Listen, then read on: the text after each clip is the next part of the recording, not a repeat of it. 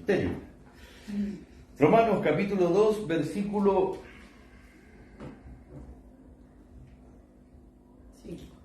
12. 12, sí, por ahí va. Sí, 12. Yo puse 17. Romanos 2, 12.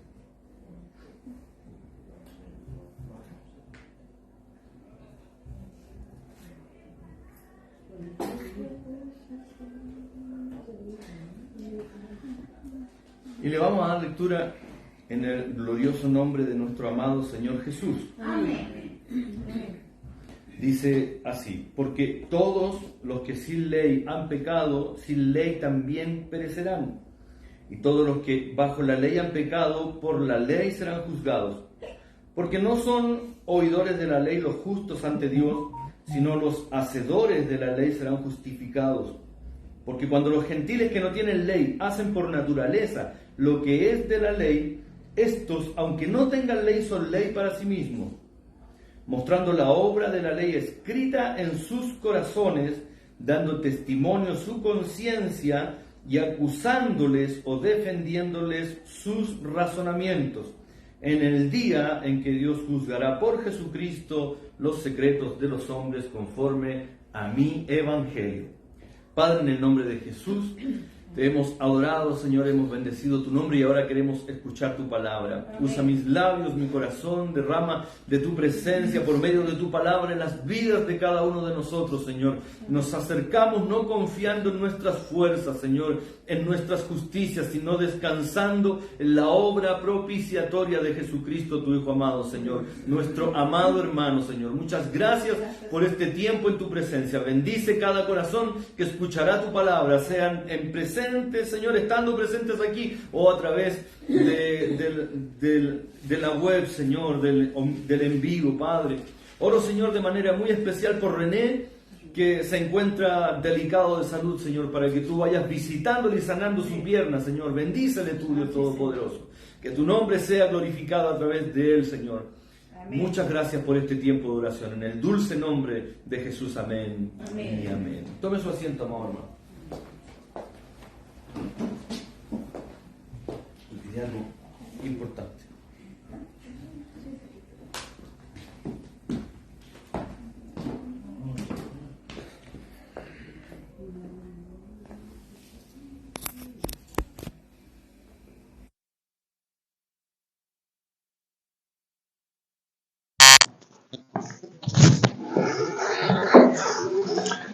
Bien, amados, el Señor bendiga a nuestro hermano René,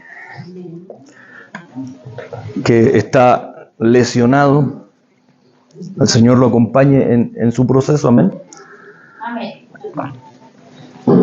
Y que el Señor nos ayude a nosotros también para estar aquí. ¿Sabes? De pronto, hermano Carlos, nos pasa que cuando estamos enfermos es cuando más nos aferramos al Señor.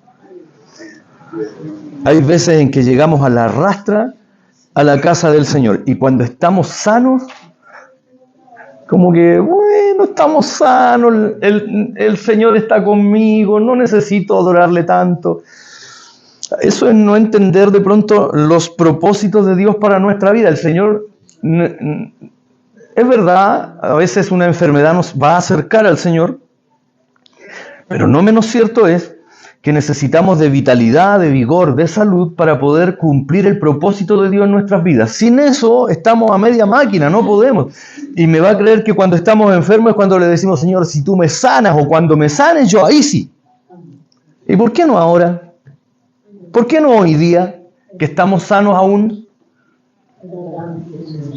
Yo conocí grandes varones del Señor, grandes que afectaron mi vida plenamente, y que los escuché decir eso: Señor, si tú me sanas, ahora las cosas van a ser diferentes. Y estoy hablando de hombres de Dios. No estoy hablando de ese hermanito que va y viene y que nunca tiene estabilidad. No, estoy hablando de hombres de Dios. Y aún así ellos como que se sentían en deuda, que pudieron haberlo hecho mejor. Si ellos, que fueron personas que afectaron mi vida directamente y la vida de mucha gente, dice eso, ¿cuánto más no deberíamos decirlo nosotros, Carlitos? Otro Carlos, man, estamos llenos de Carlos. Dios los bendiga, amén. Vamos a escudriñar unos momentos la Escritura.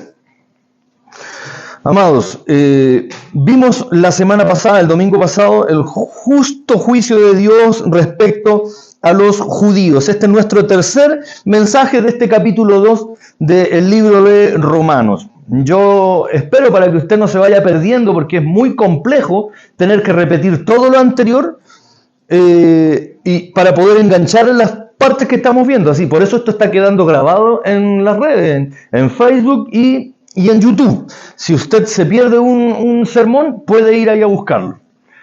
Nosotros aquí le podemos hacer un resumen de lo que pasó la semana pasada, pero no es lo mismo. ¿Amén? Entonces, vimos con anterioridad cómo el corazón entenebrecido le había hablado a los gentiles, les da el diagnóstico nefasto de que ellos están muertos en delitos y en pecados. Todavía no lo anuncia como tal hasta el capítulo 3, pero ya les dijo, ustedes están muy, muy mal y cada vez van a ir de mal en peor, no van hacia arriba. La ley de la entropía afecta todas las leyes de la física, a toda la materia. ¿Qué quiere decir esto? Que se van envejeciendo, las cosas van perdiendo o la energía va mutando. Desde este micrófono que cuando llegó estaba nuevecito, poco a poco la entropía lo empezó a afectar, empezó a deteriorarse, entonces ahora hay que comprar otro. Con nosotros físicamente pasa exactamente igual y espiritualmente también. Así es, Señor. Usted no puede decirle al Señor, Señor, yo ya llegué al tope de mi línea espiritual, de mi nivel espiritual, no puedo ir más arriba. Supongamos que sí, que llegó al tope, al techo de su vida espiritual. Solo supongamos. Luego usted tiene y necesita mantenerse ahí, pues. Porque si usted empezó a bajar los brazos, no, total, yo ya logré el éxito espiritual, entonces ya no necesito seguirme cuidando, la entropía le va a empezar a afectar y va a empezar a decaer. Y cuando levante sus ojos va a estar tan podrido en su razonamiento que no va a lograr darse cuenta. Es por eso que la espiritualidad va siempre hacia arriba. ¿Qué es lo que dice Pablo? Que hasta el día en que nosotros lleguemos a la estatura del varón perfecto. Pero más abajo él dice, eso va a ocurrir cuando estemos en la presencia del Señor, no antes. No hay un solo hombre nacido de mujer en esta tierra que pueda decir, no, yo ya soy top de línea en cuanto a la raza humana. No, solo Jesús. Y no veo a un Jesús ufanándose de su espiritualidad, no veo a un Jesús sintiéndose arrogante o mirando por encima del hombre. Al contrario, mientras más espiritual, más compasivo. Porque es capaz de ponerse en el lugar del otro.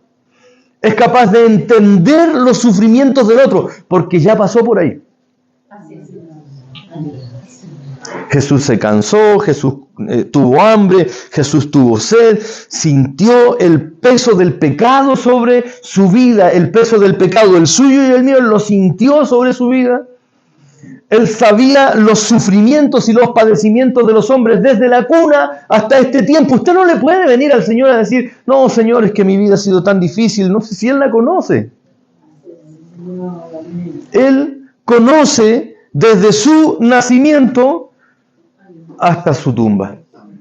El Señor nos bendiga. Ahora, en estos versículos a los que estamos entrando, recién acaba de decir el Señor que no hay acepción de personas para con Dios. Él tanto a judíos como a gentiles los va a juzgar de igual manera. Y ojo, que los que tienen ley van a ser juzgados aún más, con más severidad.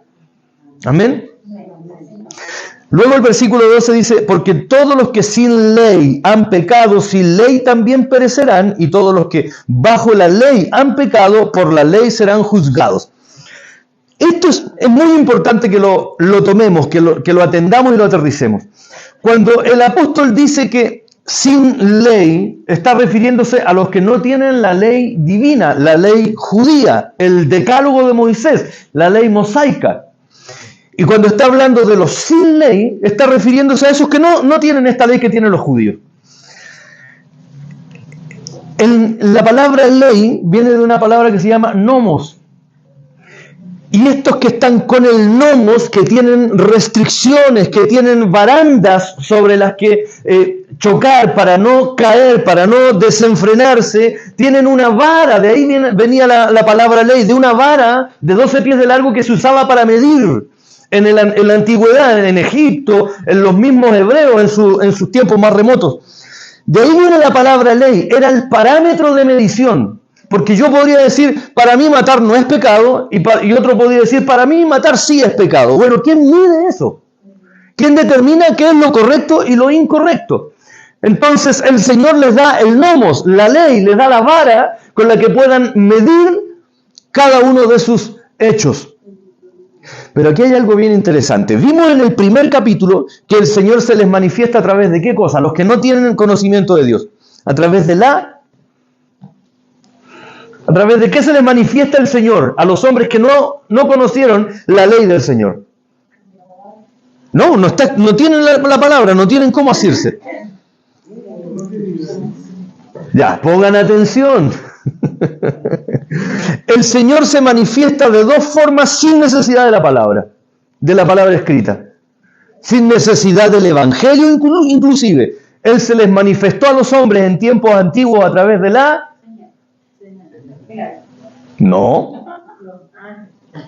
a través de Él se les manifiesta a través de las cosas invisibles por medio de las cosas que se ven. ¿Qué es eso? Uy, a mi alumno. Yo creo que usted ya lo está pensando ya. A través de la naturaleza. ¿De qué manera conocieron los pueblos precolombinos la ley de Dios? Si no es a través de las cosas visibles, se manifiesta el Dios invisible, el que creó todas las cosas, amado.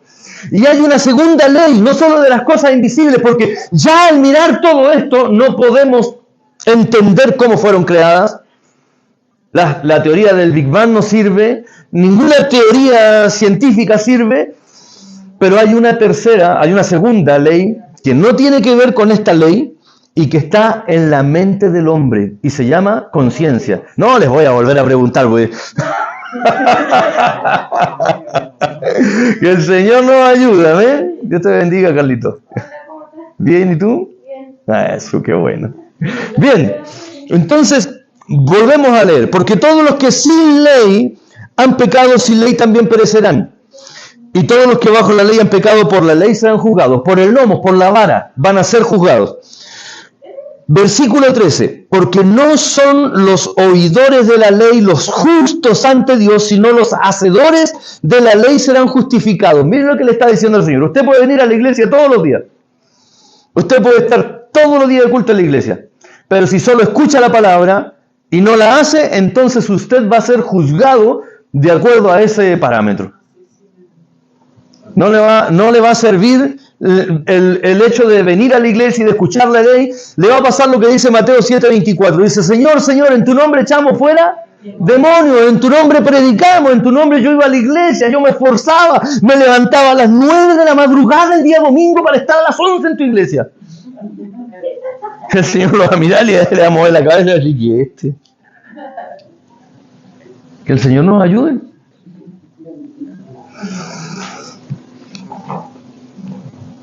Versículo 13, porque no son oidores de la ley los justos ante Dios, no, los que Dios justifica no son los que oyen, aun cuando el oír es un primer paso para que pueda venir la fe. Recuerde lo que dice la Escritura, Romanos 9, dice que la fe viene por el oír, y el oír viene por la palabra de Dios. Dios es el que nos provoca a oír, el que pone esa fe salvífica y esa fe que nos mantiene en el camino. Pero necesitamos entender que no es solo oír, sino también hacer. Dice, si no los hacedores de la ley serán justificados. Cuando Jesús les dice en Mateo 7, apartaos de mí, hacedores de maldad, está refiriéndose a otro texto, a otro vocablo griego que es la antítesis de nomos, y es anomia. Nomos es con G antes, nomos, y esta otra es anomia. ¿Y qué significa anomia? Los sin ley. Apartaos de mí, los sin ley.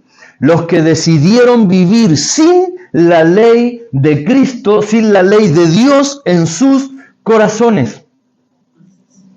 Usted, si yo estoy hablando en chino para usted, me dice, pastor, explíquemelo mejor y yo le explico, si no es tema, amado. Pero yo prefiero que entienda, que nos demoremos, a lo mejor nos vamos a demorar 20 capítulos, 20 mensajes en salir del capítulo 2, pero necesitamos sentar las bases. Necesitamos sentar las bases. Ahora, ¿es maravilloso entender la palabra de Dios? Es maravilloso. ¿Nos trae más responsabilidad? Nos trae más responsabilidad. Cuando usted decide conscientemente poner oídos sordos a la ley de Dios, tiene más responsabilidad todavía que el que no la escuchó, porque conscientemente está rechazando la voz de Dios. ¿Alguien puede decir amén? Ay, Señor, pero yo soy malo. Bueno, vamos a ver quiénes son los malos realmente. Versículo 13. Porque no son los oidores de la ley los justos ante Dios, sino los hacedores de la ley serán justificados. Versículo 14. Porque cuando los gentiles que no tienen ley hacen por naturaleza lo que es de la ley, estos, aunque no tengan ley, son ley para sí mismos. Aquí está hablando de las dos cuestiones en donde se manifiesta y se revela el Señor a la conciencia del hombre. Y es por medio de las cosas que se ven, el Señor se les manifiesta. Mire, versículo 20 del capítulo 1 dice, porque las cosas, versículo 19, porque lo que es de Dios por lo que de Dios se conoce les es manifiesto, pues Dios se los manifestó. Está hablando a los gentiles, ¿ya? A los mismos que está hablándoles en el versículo 14. Versículo 20 dice, porque las cosas invisibles de Él, su eterno poder y deidad, se hacen claramente visibles desde la creación del mundo, siendo entendidas por medio de las cosas hechas, de modo que no tienen excusa. Los gentiles no tienen excusa, aunque no hayan escuchado jamás hablar del Evangelio, porque Él se les manifiesta por medio de la creación. Primera revelación, y es la revelación natural. Pero hay una segunda revelación que es esta de la que estamos viendo ahora y que tiene que ver con la conciencia. El hombre, cuando va a hacer algo malo, aunque no haya escuchado jamás hablar del Evangelio, sabe lo que es bueno y lo que es malo, por medio de su conciencia. Volvemos nuevamente con esto en mente al versículo 14. Porque cuando los gentiles que no tienen ley hacen por naturaleza lo que es de la ley, o sea, las cosas buenas, estos, aunque no tengan ley, son ley para sí mismos. O sea, ellos se justifican por medio de las buenas obras sin necesidad de que alguien les haya dicho, esta es la vara por la que te tienes que regir, este es el nomos por el que te tienes que regir, esto es el parámetro por los que tú tienes que andar. No, porque ya entienden la manifestación de Dios por estas dos cuestiones. Revelación natural, revelación en la conciencia, y luego recién después de esto viene la revelación especial, que es la palabra del Señor y Jesucristo encarnado, que es Dios hecho carne.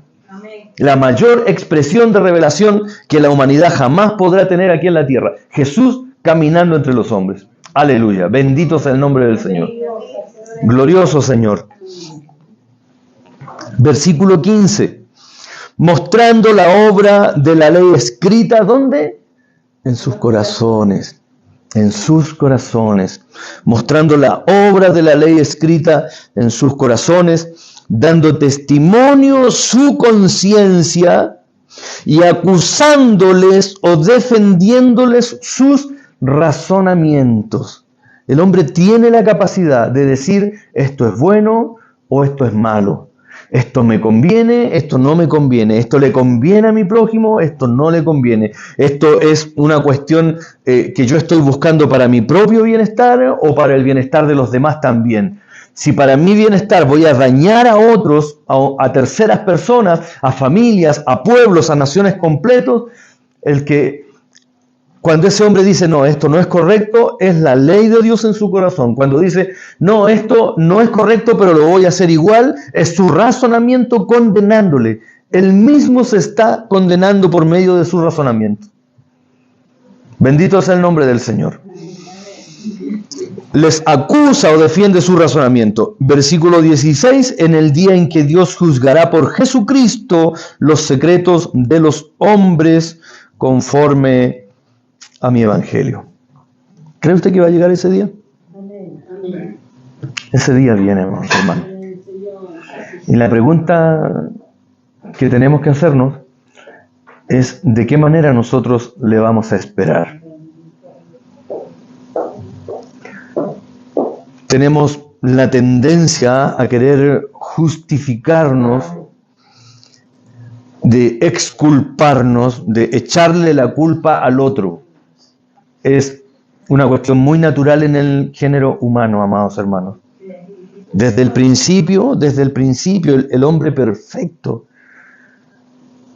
Después de Jesús, el hombre más perfecto que pisó la tierra fue Adán, y así y todo, cayó de la gracia. No hubo un hombre más hermoso física y espiritualmente que Adán. Después de Jesús, él es el primero y Adán está cientos de kilómetros abajo. De hecho, él no alcanzó para mantenerse en la gracia, sino que conscientemente se da cuenta, él decide pecar. No estaba la ley de Dios escrita aún, pero él conversaba con Dios, él caminaba con Dios. Él entendía claramente al Señor y así y todo, él decide seguir su propio camino. Y no solo decide seguir su propio camino y acompañar a su enamorada, a su amada, que era Eva, porque recuerde que el relato de Génesis nos dice que la serpiente engañó a Eva, Eva fue engañada, pero no habla de engaño respecto a Adán. Adán sabía lo que estaba haciendo. Y el cabeza federal de la creación era Adán, no era Eva. Entonces Adán decide seguir a su esposa y le da del fruto, y come del fruto, y luego parten chiflados a esconderse. Rápidamente, raudos a esconderse porque vieron que estaban desnudos. Y esta pregunta le hace el Señor, y hoy día se la hace a usted y me la hace a mí también. ¿Dónde estás, Adán? ¿Dónde estás, Carlitos? ¿Detrás de qué árbol estás? ¿Dónde pretendes esconderte del Señor creyendo que Él no te pueda ver? ¿En dónde nos ocultamos? ¿En el baño? ¿En la recámara? ¿En el vehículo? ¿En algún rincón secreto del trabajo? ¿En qué recóndito lugar de nuestro propio corazón escondemos la maldad y la sacamos a relucir cuando tenemos ánimo para poder luego volver a esconderla y seguir fingiendo que somos santos delante de la presencia del Señor cuando Él nos ha visto y nos pregunta, ¿dónde estás? ¿Dónde estás realmente? Porque podemos estar parados aquí, pero podemos estar muy a nuestras anchas en la presencia del Señor sin ninguna reverencia. Es lo que pasa cuando, yo no sé si usted se ha dado cuenta, si usted quiere pararse a la lectura de la palabra, bien, si quiere quedarse sentado, bien. Ese no es el tema, no es el tema cómo usted reverencia al Señor cuando estamos todos reunidos, sino cuánto lo reverencia cuando usted está solo en su recámara secreta, cuánto lo reverencia cuando usted está viniendo en el Transantiago todo apretado y echando a lo mejor periquitos porque todavía tiene que pasar estas penurias en esta vida, viendo cuánto lo reverencia cuando está frente a la imagen de su pecado, de sus excesos, de sus drogas. No, Señor, gracias al Señor, yo no consumo drogas, que usted sepa. Ya hemos hablado que hay drogas en todos los niveles y a veces nos acostumbramos. Hay cuestiones que son muy inocuas en un principio, pero que generan dependencia, generan adicción. Por ejemplo, el pan. Sí, pero el pan no mata a nadie. No, el pan sí mata. El pan sí, la Coca-Cola. Sí matan, esas cosas sí matan. Pero estamos hablando de cuestiones que bebemos, ¿cierto? Ni hablar del alcohol, del tabaco. ¿En qué punto estoy parado? El celular, ¿sí? El celular genera adicción. Las pantallas generan adicción. ¿En qué punto estoy yo en la presencia del Señor cuando Él me está preguntando, ¿dónde estás realmente? ¿Qué es lo que hizo Adán? Y por eso llegamos al relato de Adán, porque aquí está hablando la Escritura sobre el juicio de Dios y cómo ellos van a querer excusarse delante de Dios. ¿Qué es lo que hizo Adán cuando el Señor lo enfrenta? Él le dice, Señor, la mujer que tú me diste, esa me hizo caer. Bueno, no era que la amaba tanto, no era que no se hacía el el llanero ahí que andaba con las dos pistolas a cada lado, con su buen sombrero de ala ancha, haciéndose el muy macho, y ahora resulta que apenas puede la vende. No podemos hablar que le faltaron pantalones, porque en ese tiempo no existían. Pero le dijo, no, la mujer que tú me diste. Y la mujer se defiende, la serpiente. Siempre, toda la vida por naturaleza, desde la creación, desde el Edén, hemos querido exculparnos. Pero la pregunta es, ¿podemos escondernos del Señor?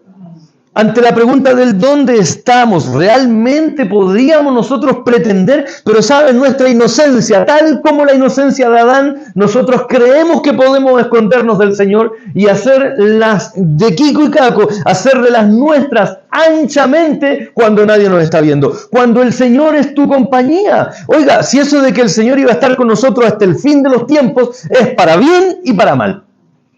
Para bien y gloria de Él mismo y de nosotros, y para mal porque donde sea que vayamos, hagamos lo bueno, hagamos lo malo, de todas maneras Él es testigo. Él está ahí. Bendito sea el nombre del Señor. Ahora, Él prometió, porque yo no quiero que usted se vaya maniatado de aquí. Yo no quiero que usted se vaya amordazado y sin ganas de volver a alabarle, porque finalmente, por mucho que lo intente, sigue siendo pecador. Bueno, eso el Señor lo sabe de usted, hermana Elisa. Lo sabe de mí. Sabe que aun cuando no queramos, tenemos la tendencia natural, comillas, de pecar, porque tenemos este cuerpo de muerte atado a nuestro ADN, a nuestra génesis. Pero Él prometió estar con nosotros para darnos aliento, apoyo. Él mandó al Consolador que habita en nosotros, amados, para darnos la fuerza necesaria para, como dice Pedro, resistir al diablo y que Él salga huyendo de nosotros. Él en ninguna parte de la Escritura le dice reprenda al diablo. Ni siquiera los ángeles se atrevieron a reprender a Satanás cuando estaban ahí peleándose el cuerpo de Moisés. ¿Qué es lo que dice el ángel a Satanás? Que el Señor te reprenda. Y usted de repente se encuentra ahí a pajaritos reprendiendo al diablo. Aparte que el diablo no es omnipresente. Él no está en todos los lugares. Lo más probable es que esté metido ahí en los conflictos de Medio Oriente, en Rusia. Pero eso no quiere decir que no hayan fuerzas de maldad acechando a cada uno de los creyentes, demonios, potestades, principados. Esos sí están ahí. Nosotros podríamos reprender a los demonios y el Señor sí nos da autoridad para eso, no para reprender al diablo, para reprender a los demonios. Pero de Satanás dice, resistid al diablo, no lo reprendan, resístanlo, firmes, aguanten, soporten la tentación, soporten la prueba, y yo les voy a dar la salida, yo estoy con ustedes. Amén. Eso está diciendo el Señor, amado. No sacamos nada con querernos justificar. Yo podía echarle la culpa a mi esposa, a mis hijos, a mi papá, a mi mamá, a mi abuelita, a mi tatarabuelo, de las cuestiones malas que me están pasando hoy día. Y el Señor me dice, no, hazte cargo, hazte responsable, compórtate como un hombre grande, como una persona adulta, madura ya. Amén. Y hazte cargo, porque cuando nos comenzamos a hacer cargo de nuestra vida, podemos afectar la vida de los demás para bien. Amén. Bendito sea el nombre del Señor. Amén. Ya está bueno, como decía Hebreos, de ir como niños fluctuantes llevados por doquier, el viento, estas cuestiones que empiezan a moldearse, estas teorías conspirativas, estratagemas del error, que empiezan a moldearse de la que nosotros de pronto decimos, qué interesante. Y el Señor nos dice, lee la palabra, instrúyete. Ve, mide las cosas que están a tu alrededor por medio de la ley de Dios, esta ley que está escrita en la Escritura, amado. Amén. Respecto a la conciencia, Primera de Juan, en el capítulo 3 dice que si nuestro corazón, si nuestra conciencia no nos reprende, mayor es Dios que nuestra conciencia, mayor es Dios que nuestro corazón. Quiere decir que usted, aunque deberíamos de saber toda la Escritura, no necesitamos saber toda la Escritura para saber si algo es bueno o es malo. Usted puede cometer pecados por ignorancia. Sí, eso puede pasar. Pero a poco andar el Señor le va a revelar que esto es malo, que esto no le conviene, que esto va en desmedro de su vida espiritual, que esta cuestión, en vez de hacerle crecer, le va a hacer disminuir espiritualmente. Eso usted lo puede saber solo teniendo las cosas básicas de Cristo en su corazón, en su vida, por medio de su conciencia. Incluso el que no tiene a Cristo en el corazón, lo estamos leyendo, puede saber si es bueno o es malo alguna cuestión. Amén. Que el Señor nos ayude. Amén. No tiene que haber una ley que me diga que rayar un auto con un spray es malo. Eso yo debería de saberlo ya por una cuestión normal de normas sociales. No deberían de decírmelo. Pero no, es que están rayando los autos, pongamos ley. Esto es lo que ha hecho nuestro gobierno estos últimos años. No estoy hablando del de ahora nomás, sino de los gobiernos anteriores. Ah, no, empezaron a vandalizar X o X cosa, entonces levantemos una ley con eso. Luego de levantar la ley, pregunto, ¿cesaron las vandalizaciones? No. ¿Qué indica esto? Que la ley me dice, me muestra manifiestamente lo que es malo, pero no puede impedir que yo peque. Pasa lo mismo con la ley de Cristo. La ley de Cristo me dice, murmurar es malo, pero jamás va a impedir que uno de nosotros pueda murmurar. El que tiene que determinar si murmura o no, somos nosotros. El que tiene que determinar si vandaliza o no vandaliza un auto, una iglesia o cualquier cosa, es la persona que va a cometer el hecho. Pero la ley no le detiene, solo le indica lo que es bueno y lo que es malo. Lo mismo pasa con la ley de Cristo en nuestros corazones. Usted no necesita una ley que le diga, debes orar. Usted debería estar clarito que cuando usted no ora empieza a decaer espiritualmente. No debería de haber una ley que le diga, lee la palabra. Nosotros deberíamos entender que leer la Escritura, zambullirnos en ella, buscar sus misterios, sus tesoros, las cuestiones hermosas y maravillosas que tiene, debería de ser una cuestión muy natural para nosotros y poder entenderla. Pero de repente, aun cuando nos están explicando la Escritura, andamos a puro postezo. Que alguien diga amén. Andamos puro quedándonos dormidos. Y de repente el predicador hace una pregunta y no tenemos idea de lo que preguntó porque andamos en otra, andábamos allá en la luna, en Saturno. Perdón, ¿qué? ¿Cómo? No, que no entendí. ¿Quiere que le resuma 10 minutos de mensaje para poder entender una pregunta? Y yo digo, no vamos a usar el micrófono porque total con la voz aquí alcanza para que escuchen incluso los que están allá en la puerta. Que el Señor nos bendiga. Ahora, yo asumo mi culpa a propósito de estos textos que estamos leyendo y a lo mejor pienso el mensaje está aburrido. Por eso la manera de oratoria que está usando a lo mejor el pastor no es lo suficiente buena como para que puedan entender y atender los que están presentes. Yo asumo eso, puede ser, y trato de arreglarlo. Trato de ser lo más ilustrativo posible, porque es lo que me cabe a mí, poder explicar el mensaje del Señor de la manera más clara posible. Eso es lo que hace un predicador. Pero van a haber cosas, sobre todo en Romanos, amados. El libro de Romanos es una carta teológica de máxima complejidad. Es lo más grande que haya escrito el apóstol Pablo en todos sus escritos, amados. Y resume perfectamente el sacrificio de Cristo en la cruz, sus consecuencias hacia adelante, hacia atrás y en el mismo lugar que pasó. Y nosotros de pronto no queremos entenderlo. Que el Señor nos ayude para que el pastor sea claro y para que los discípulos puedan prestar atención, que presten sus oídos, que los pupilos puedan escuchar, amados. Porque el día de mañana cuando el Señor nos diga, bueno, ¿y no aprendiste lo que enseñó tu pastor? No, es que el pastor que tú me diste no explicaba bien. ¿Ah?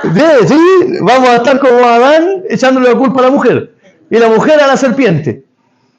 O que yo diga, bueno, ¿y dónde están las ovejitas? No, es que las ovejitas que tú me diste, aparte de ser sordas, eran contumaces, no querían entender. Cada uno echándose la culpa al otro. No, hagámonos cargo, hagámonos cargo. ¿Puede decir amén a eso? Amén.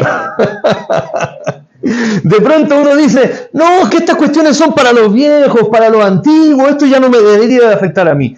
Pero fíjese cómo nuestra conciencia debería de decirnos.